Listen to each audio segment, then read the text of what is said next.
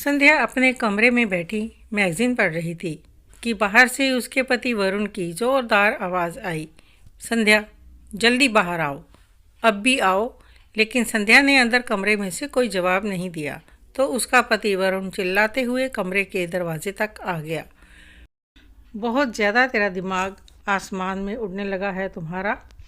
ऐसे दिमाग को ठीक करना मैं बहुत अच्छे से जानता हूँ।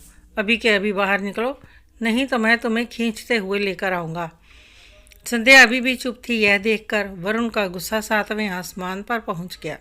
आखिर उसकी पत्नी उसकी बात नहीं सुन रही थी। उसने बाहर हॉल की तरफ मुड़कर देखा तो उसकी माँ गीता जी और बहन प्रेरणा उसे ही देख रही थी।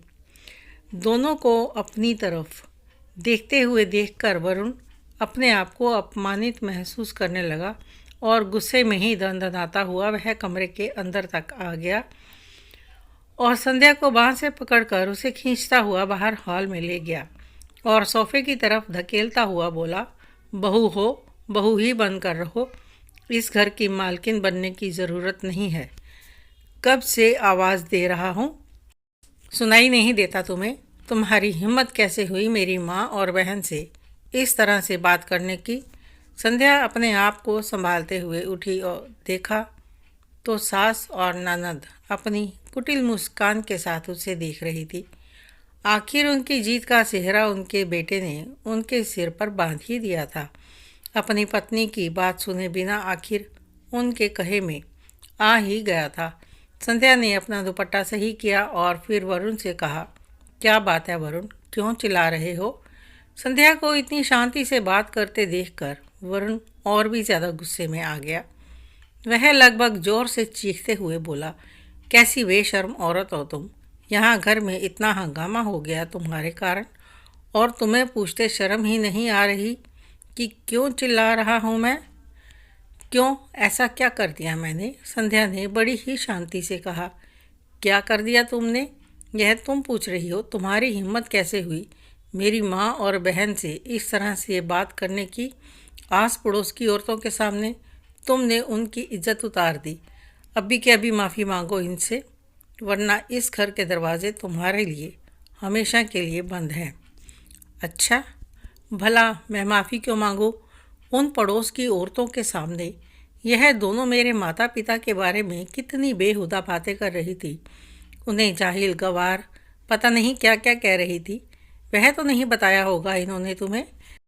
संध्या ने कहा तो वरुण के कहने से पहले ही गीता जी ने अपने कानों पर हाथ रखते हुए कहा, हे राम, देखो तो कैसे अपने पति से जुबान लड़ा रही है यह। यही संस्कार सिखाए हैं इसके माता पिता ने।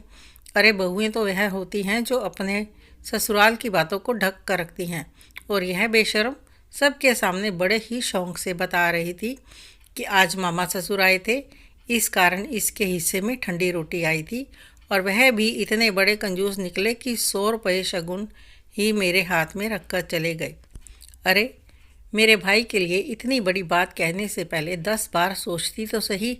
अरे हम तो खाना खा चुके थे, अगर तूने अपने हिस्से का गरम खाना खिला दिया तो कोई एहसान तो नहीं किया। क्यों, क्या गलत कहा मैंने?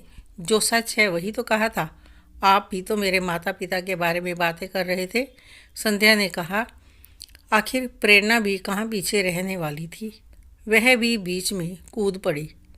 ऐसी क्या बेहुदा बातें कर दी हमने आपके माता पिता के बारे में जो आपने इतना हंगामा कर दिया? जो कहा है सच ही कहा है।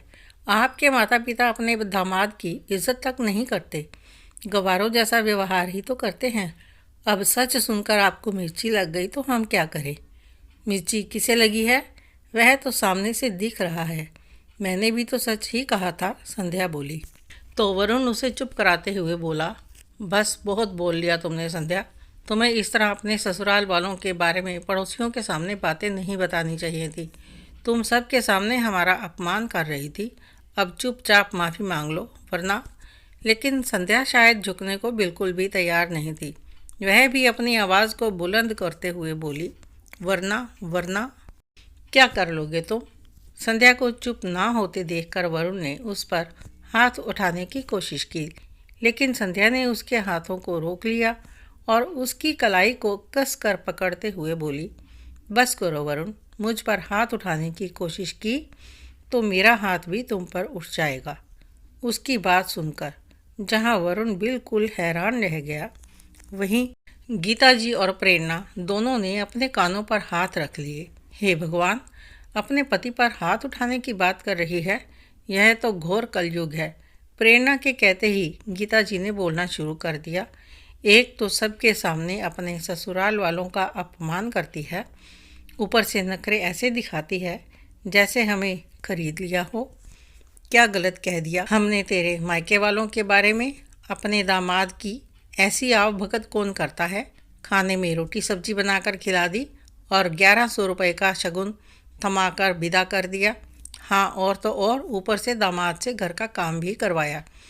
और कोई आसपास नहीं था क्या जो अपनी दवाई भी अपने दामाद से मंगवा ली?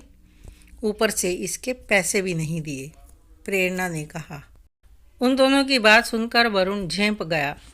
ये तो वही बातें हैं जो वरुण ने अपने ससुराल से घर आकर अपनी माँ और बहन को बताई थी। वह तो अक्सर हर बात घर आकर बता दिया करता था।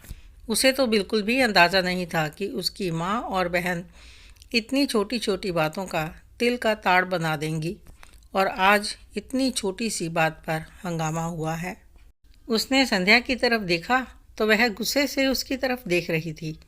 वरुण को अपनी तरफ देखते देखकर संध्या बोली, सुन लिया तुमने? पिछले 1 साल से बर्दाश्त कर रही हूँ मैं यह सब। अब जाकर मैंने अपनी ज़ुबान खोली है, क्योंकि अब मुझसे वो बर्दाश्त नहीं हो रहा। तुम्हें कब से समझा रही थी मैं कि सोच समझ कर बोलो। बहू के मायके की छोटी से छोटी बातों को भी पकड़ा जाता है, लेकिन नहीं, मेरी माँ है, मेरी बहन है, वे लोग ऐसे नहीं हैं। अब क्या हुआ? क्या सिर्फ बहू की जिम्मेदारी थी ससुराल की बातों को ढक कर रखने की? तुमने कौन सी बातें ढक कर रखी? तुम तो मेरे मायके में क्या क्या हुआ, क्या खाया, क्या पिया, क्या दिया, सब कुछ, सारी बातें घर वालों को बता देते हैं। और फिर मम्मी जी यहाँ मुझे 10 ताने सुनाती हैं। अरे मुझे सुनाती हैं तो सुनाती हैं, साथ ही पड़ोसियों के साथ बैठकर चटकारे ले लेकर वह किस्से सुनाती हैं। आखिर ऐसा क्या कर दिया मेरे माता पिता ने?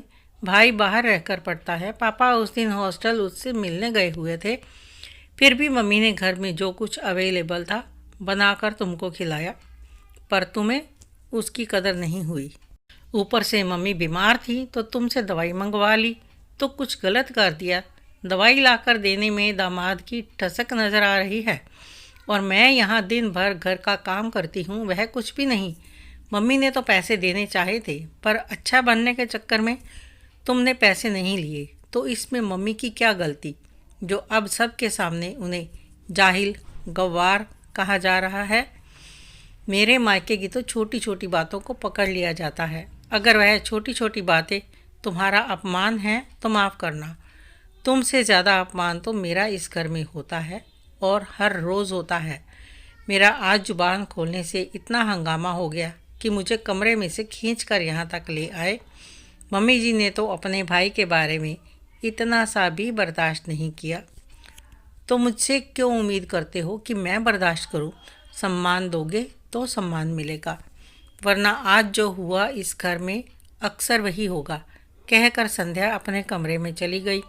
वरुण ने गीता जी और प्रेरणा की तरफ देखा तो गीता जी बोली, देख कैसे बात करके गई है, कितनी तेज़ है तेरी पत्नी, तमीज़ नहीं सिखाई इसके माता पिता ने। उनकी बात सुनकर वरुण बोला, माँ, कुछ चीज़ सोच समझ कर बोलनी चाहिए।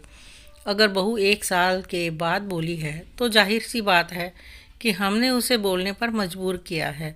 मुझे नहीं पता था कि इतनी छोटी छोटी बातें तिल का ताड़ बन जाती हैं। कहकर वरुण भी अपने कमरे में चला गया। दोनों सास और ननद अपने अपने कमरे में जाकर बैठ गई। लेकिन वह दिन था और आज का दिन है। अब वरुण इस बात का पूरा ख्याल रखता है कि वह संध्या के मायके की कोई छोटी से छोटी बात भी आकर घर पर नहीं बताता है। वैसे सच ही तो है कि बहू से यह उम्मीद की जाती है कि वह अपने ससुराल की इज्जत ढक कर रखे, तो दामाद को भी इस बात का पूरा ध्यान रखना चाहिए। आपको यह कहानी कैसी लगी कमेंट करके अवश्य बताएं। अच्छी लगी हो तो लाइक करें, शेयर करें, सब्सक्राइब अवश्य करें। धन्यवाद।